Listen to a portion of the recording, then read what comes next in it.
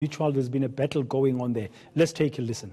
And the directors at NMT on the 30th of May 2018, the conversation was allegedly about a request to extend the preference share loan debt.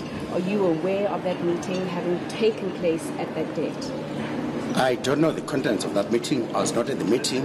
It was actually very, very clear that on anything that has to do with NMT from an Old Mutual's perspective, I should not involve myself in the Old Mutual NMT discussions. You'll actually notice that the only thing that I ever did was actually attend a board meetings of NMT, which I was allowed by my contract of employment. And that's actually all that I concerned myself with. Even the staff that worked on that account, they'll tell you I never interfered with it. That's actually why some of these things, when people make these statements, you actually just ask yourself whether they ever read the contracts. And regarding the constant requests from NMT Capital to roll over that redemption, why were they made so many times throughout the duration of Old Mutual's investment in NMT Capital? Why, or was there at any stage, were you able to settle that 46 million rand preference loan earlier? Well, I mean, and I must actually be careful because I'm not the NMT spokesperson, but the rolling over of that is actually normal. If Old Mutual did not want it, they always had the right at the time to say no, pay us. They always had the right.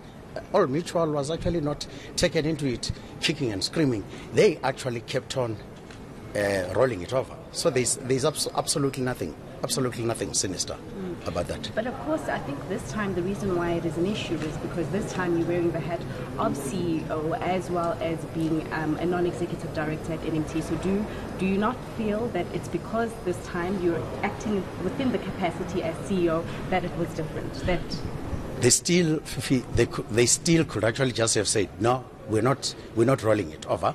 They were asked, I think, of whatever time, but I mean they only came back at least 9 months after the request. I mean, if it was such a burning issue, why did they not respond even in October last year? I think in July. Yeah. I mean, there are letters, and all those letters are actually part of the court papers. If it was such an important thing, they could actually have said no. So I don't know their reasons. I was not party to the discussion. So I can't speak for either NMT or Old Mutual because I was not part of those discussions. But I can tell you, since 2010, that was actually rolled over and Old Mutual agreed to it. So there was absolutely nothing new with NMT asking for that, and there was absolutely nothing sinister about it. And by the way, it is also important to note that some of those extensions used to happen long after the event. So even the fact that it was due in June and they were talking about it afterwards, there was absolutely nothing new. I never introduced a new relationship with NMT. I never did. In fact, if anything, I actually totally stayed out of it.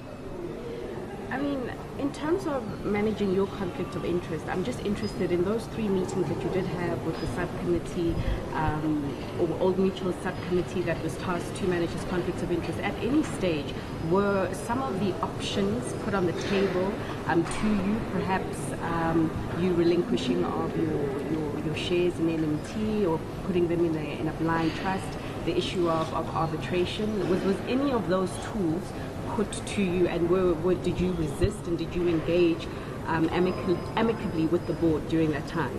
But the bottom line is that if Mr. Moyo had done anything wrong, they ought to have brought a disciplinary hearing against him and prove all these allegations. They have not done that. So they can't do a disciplinary hearing through the media. They must convene a proper hearing and put all these allegations to him, and so that he could defend himself. You must ask yourself, why haven't they done that since day one? Merely accuse a man and you throw shade and you leave it at that, and he has to defend himself in the media. It's completely unacceptable. So what now, Mr. Moyo? That was never, ever brought up, by the way, because we actually talk about this. I mean, some of those meetings, actually even the last meeting of the board, they actually said, let's talk as colleagues. So it was never even an accusation. There was never even a suggestion that this thing is so problematic.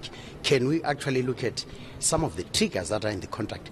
None of that discussion. So it's I think you're onto something. Why do you think the person who could have made the call that some of those tools be used, why do you think that he didn't, being Mr. Trevor Matter? Well, I'm actually glad that you possibly have read that it was actually the chairman of Old Mutual that was meant to deal with those issues. You better go and ask him why he didn't trigger those things. I cannot speak for him. Lastly, just the IDC matter. The IDC wants its money back. What can you tell us about where things are regarding the IDC and NMT Capital?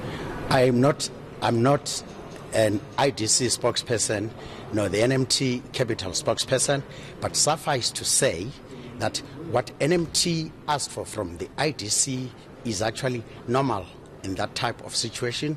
There was actually nothing sinister. The IDC board approved a contract where NMT were going to be released of their guarantee. It was actually a guarantee release thing. But I can't really talk about that. That's just as much as I know about it. I've not been sent a letter by the IDC, so I really don't know what the real issue from the IDC is.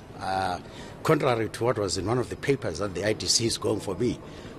So I can't speak for that, but I can tell you what NMT did. To my knowledge, there was actually nothing wrong with it, because it's actually been done.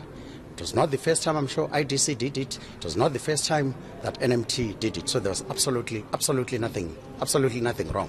But when we actually go into the other issues, you'll possibly start seeing what's actually behind all of that. Perhaps you need to find out from Old Mutual why it is reluctant to convene a hearing to put the allegations to Mr. Moyo so that he could defend himself properly.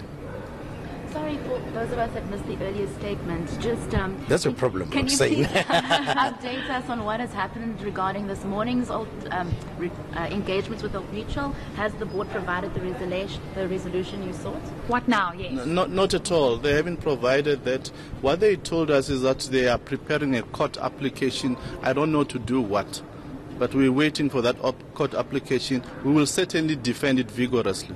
So what happens now? You're going to be waiting here at the office? Out of respect of the court process, we'll go back home and we'll wait for that court application. As soon as something comes up, we'll let you know. Okay. Thank you very much. Mr. Moyo, are you going to come back tomorrow? Well, it actually depends. What transpires in the courts? Yeah. Okay. Well, in fact, by the way, I think, Eric, it suffices to say that we actually thought we were going to get these papers overnight.